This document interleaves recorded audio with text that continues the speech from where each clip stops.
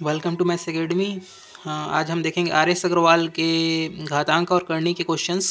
तो मैंने basic video बना दिया है सर्ट्स एंड इंडिसेस फंडामेंटल करके। तो उसमें आपको फंडा जितने भी मैं बताए हैं वो सब मिल जाएगा। उतना कर लोगे उसके बाद ये वीडियो देखना तो आपको समझ में आ जाएगा कि क्वेश्चन कैसे बनेगा।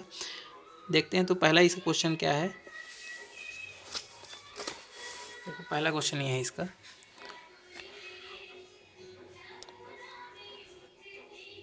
देखो एसएससी में आया हुआ है, देखते हैं। 16 की घात 3/4 मतलब क्या होगा।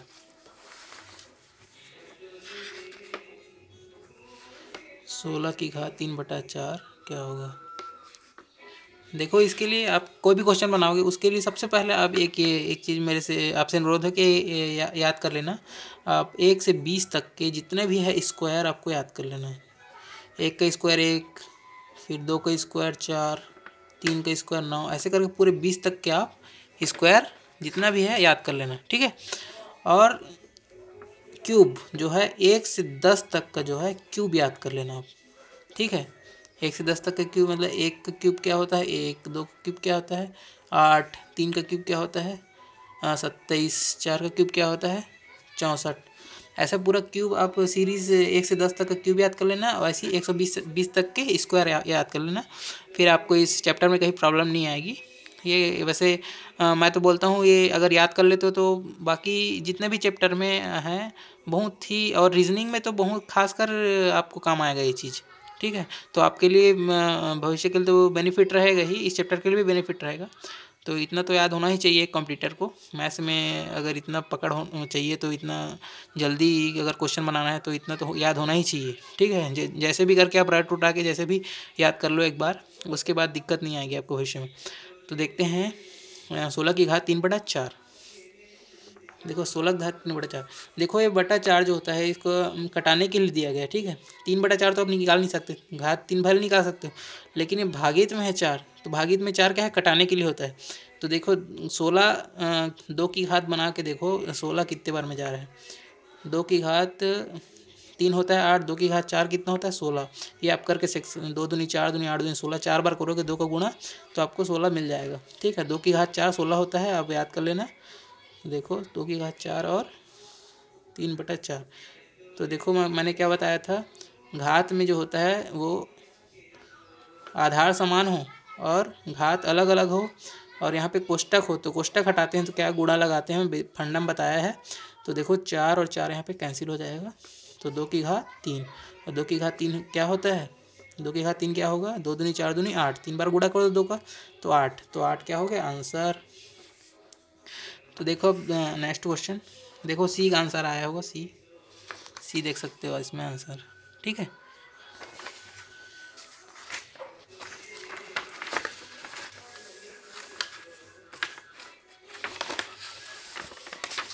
अब देखो दूसरा क्वेश्चन देखते हैं।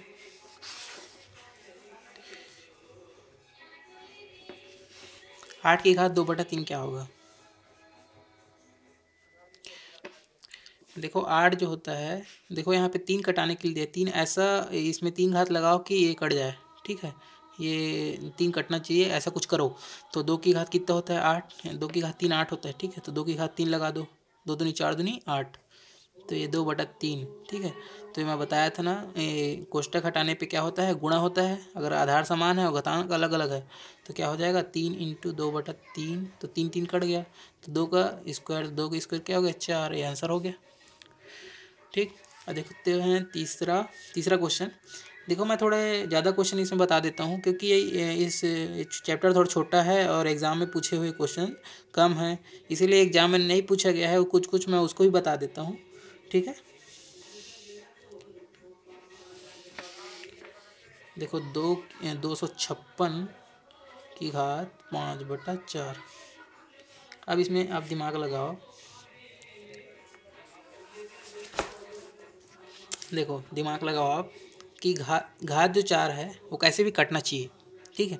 कैसे कटे, अब देखो 2 की घात मैं 4 लगाऊंगा तो 2 की घात 4 तो आपका 16 होता है, ठीक। 3 की घात 4 16 लगाऊंगा तो यहाँ पे 256 है, यहाँ पे 256 आना चाहिए ना, ऐसा घात कुछ लगाओ कि जिसकी घात 4 हो और 256 आना चाहिए। 3 का घात 4 लगा के देखो, 3 की घात 4 होगा आपका, 3 3 तिया 27 तिया 81, ये भी नहीं होगा। 4 की घात 4 लगाओ, 4 चौक 16, 16 चौक 64, 64 चौक क्या होगा आपका 256 हो जाएगा। हाँ, तो 4 की घात 4 लगाना उचित है, तो 4 की घात 4 लगाओ और 5/4। अब मैं डायरेक्ट गुणा करके नहीं दिखाऊंगा, डायरेक्ट यहीं से काटना है, मतलब गुणा ही मान लो इसको और यहाँ से डायरेक्ट काट दो, तो 4 की घात यहाँ पे 5 आंसर होगा। ठीक, 4 की घात 5 या करके देख सकते हो। 4 की घात 5 आपको ज़्यादा गुणा करने की ज़रूरत नहीं है, 4 की घात 4 ऑलरेडी अगर ये है तो 4 की घात 4 256 गुणा 4 से और कर लो उसको, 5 बार हो जाएगा, तो क्या हो जाएगा 256 से 4 का। देखो यहाँ पे मैं गुणा करने का भी एक ट्रिक बता देता हूँ। देखो 256 से गुणा करना है 4 का, अब 256 से नहीं 250 से गुणा करो। ये क्या है, ये क्या है 250, मतलब ये 250 है प्लस 6 है इंटू 4 है। ठीक, तो 250 चौक 1000 होता है, ठीक, 1000 और 6 चौक 24, तो 24, तो 1024 आपका आंसर होगा। चेक कर सकते हो आंसर, ये आंसर सी होगा। तो गुणा करने का भी तरीका होता है एग्ज़ाम पे, तो गुणा भी शॉर्ट से करें, शॉर्ट ट्रिक से करें तो जल्दी बनेगा आपका, वैदिक मेथड से करेंगे तो। ठीक है, अब चौथा देख लेते हैं।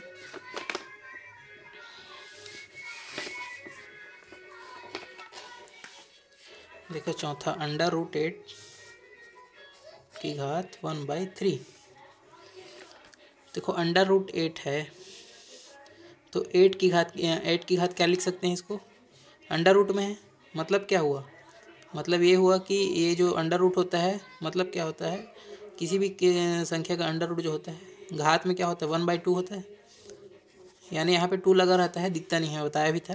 तो ये 8 की घात हम लिख सकते हैं इसको 1/2। ठीक, और टोटल पूरे की घात कितना है, पूरे की घात 1/3। तो देखो यहाँ पे कोष्टक फिर आ गया, आधार समान है, तो यहाँ पे क्या हो जाएगा गुणा, तो क्या हो जाएगा 1/6। ठीक, 1/6 हो गया।